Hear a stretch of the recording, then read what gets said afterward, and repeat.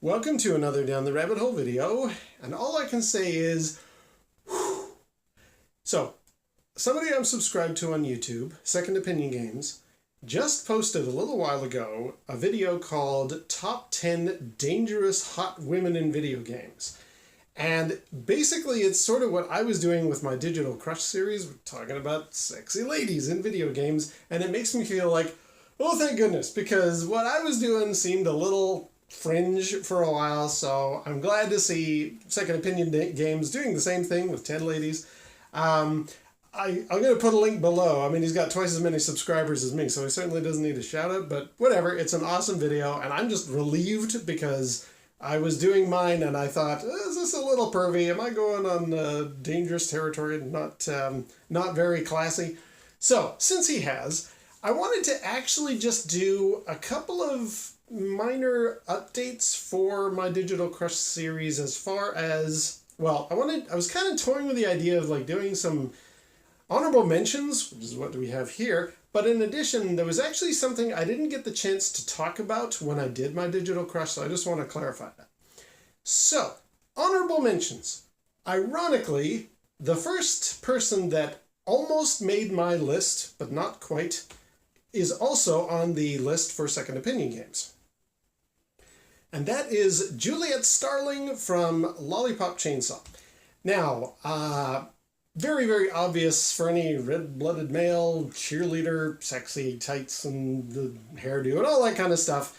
She's a very obviously and generically sexy girl. What I found for myself, though, was I hadn't played her game, and I thought, can I add somebody to my top 10, or top 5 at least, that is of a game I've never really played? That seems not right. I have actually played the game. I got it on PS3 for like $10.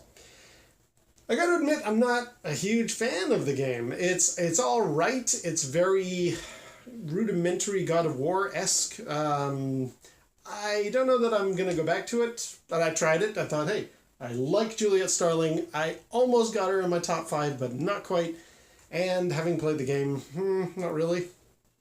Also, a very small snag with Juliet Starling is Lollipop Chainsaw was actually written by James Gunn, who has made a lot of news recently because of tweets of his that were not very family-friendly, and he's also making the Guardians of the Galaxy movies, so Disney don't want him associated with that, and there's a bunch of bad press.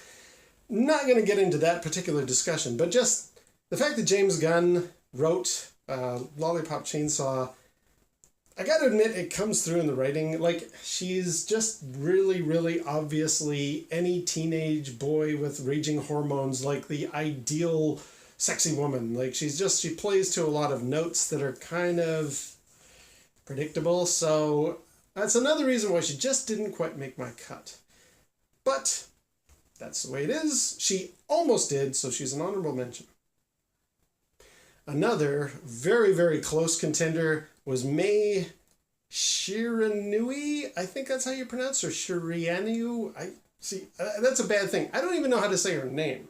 But she's from the King of Fighters, and she's their entry of the ladies that do the fighting in the fighting game stuff, like Felicia, for example. I'm choosing an image of her here that is complimentary to her beauty. If you do a Google search for her, though, it's very much all about the boobs. And admittedly, her animation and stuff, that is kind of her calling card. That's what she's known for. And I feel like, I don't know. I feel wrong that something as obvious as that is what's driving me to make her want to be in my list. And I've never really played any of the King of Fighter games, so that's sort of, again, I haven't played her. There is a combination of her on a GameCube game that I have played. So I have played Mai Shiranui. And I'm going to try a King of Fighters game. It's on my shopping list, but not just yet. Mai is kind of famous for being the almost Chun-li, and of course Chun-li is my number one. So you'll see Mai quite a lot mentioned in things, certainly more than any of the Tekken ladies or that kind of thing, or Virtua Fighter. King of Fighters, Mei Shiranui, really seems to be one of those fighting female characters that you see a lot. And there's actually one, as I mentioned, there's that GameCube game. Ooh, is it getting hot in here? Anyway, yeah, the game on the GameCube is Capcom versus SNK. So you can choose a bunch of fighters from Capcom and or a bunch of fighters from SNK, have them fight together in groups of 3. When I saw Mei was on that list, I was like, hey, let's put Mei and Chun-Li together on the same team. Yes, I'm a fan. So I'm going to do a video about that because it's actually very good to control, but that's for the game itself. As far as Mei is concerned, I haven't really played her games. It's so obvious what her appeal is for any red-blooded male that it's kind of, I just chose not to go for that. So she's on my honorable mentions list, but she didn't make the cut. Now, my wife was saying to me when I was making my digital crush list, she was like, obviously Princess, or also known as Jun the Swan, is on your list, of course, because you always go on about her, and when we do our Old Farts Watch Anime, I'm always wearing my Gatchaman t-shirt, or Battle of the Planets t-shirt. But I had to say to her, Princess slash Jun the Swan isn't actually in any video games, so she's not a video game digital crush. She's an anime crush. Do I want to go down that path and start talking about anime girls that I find hot? No. I'm drawing the line. Princess or Jun the Swan. Yes, absolutely. Kind of the first time I thought a cartoon character looked kind of pretty. But not in a video game per se. Now, having said that, Jun the Swan is in Tatsunoko vs. Capcom, which I've done a video about already. In fact, there she is teamed up with Chun-Li. So, yeah, she became a video game character, and my wife was always wondering, how come you're always playing Chun-Li and Jun the Swan? I was like, well, I really like her. So that's what put the thought in her head. Obviously, Jun the Swan's going to be on your list. No, because up until this, she wasn't really in a video game. I think now there was a cross game for the PlayStation 1 that I think came out only in Japan that did have the Gatchaman characters as well. So yeah, she was in video games before, but she's not known for being in video games, so I'm going to call her an anime digital crush, whatever, waifu, but I'm not putting her on that list. But boy, she was really close. And the final girl who didn't quite make the cut is kind of the most interesting to me. Diva from Overwatch. Every time I go to an event, whether it's a Vancouver Fan Expo or Portland or anything like that, anything where there's a lot of cosplay, guaranteed you're going to get 7 or 8 divas all around.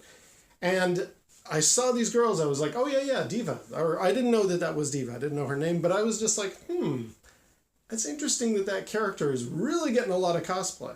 And I've been dabbling with maybe getting into Overwatch. In fact, I've even asked Alan Stewart, Maymaster's daughter, for advice, because if I'm going to play Overwatch, I'm going to play Diva.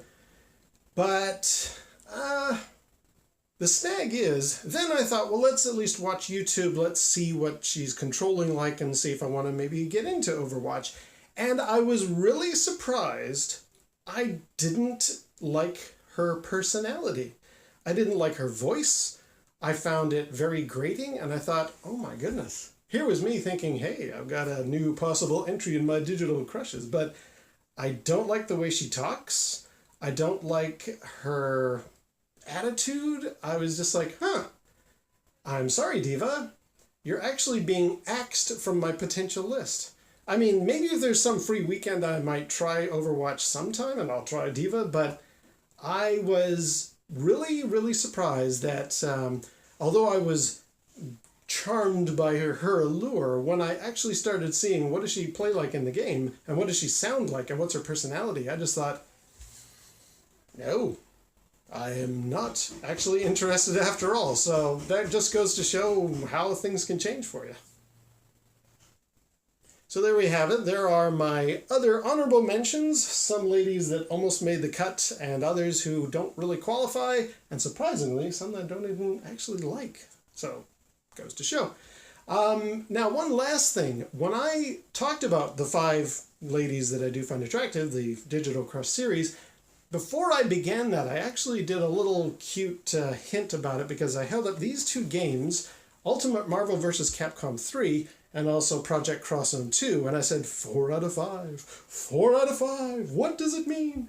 And then I revealed later, well, 4 out of the 5 girls that I like are in this game, and 4 out of the 5 girls I like are in this game. And if anybody's done the math, that wasn't true, or at least I had to cut a lot of things I said about one of the particular entries just for time. And I didn't really specify how that person was in one of these games. So let me just do a little addendum, a little clarification. In Project Cross Zone, you have number 5, Jill Valentine. You have number 4, Ooh La La. You have number 3, Felicia. You do not have number 2, Poison. She is not in this game. And you have number 1, Chun-li. So this has 4 out of the 5. Ultimate Marvel vs. Capcom 3 kind of doesn't have one of those, or 2. It has Jill Valentine, number 5. It does not have Ooh La La, number 4. It has number 3, Felicia. And it has number 1, Chun-li. Number 2, Poison, isn't a playable character. So somebody could call me out and say, hey, this doesn't have 4 out of the 5. This has got 3 out of the 5. But this is one of the levels. I think it's Steel City, Mega City. I can't remember. Steel City, I think. And you've got your stage here. And if you look carefully behind Deadpool, there is a member of the gang leaning up against the cop car with pink hair. It's Poison. She's there. I mean, she's not playable. I didn't say she was necessarily a playable character. Just 4 out of the 5 are in this game. Poison is in Ultimate Marvel vs. Capcom 3. Thing is, I had to cut that for time, so the Poison episode was just getting way too long, and I thought, you know what, I'll do it as a follow-up, so here I am. Oh, and some people have asked me, how does your wife feel about this digital crush obsession of yours that's going on? To which I just simply answer, she's watching all of this just fine in her Garrus is my space boyfriend t-shirt. So, until next time, we'll see you down the rabbit hole.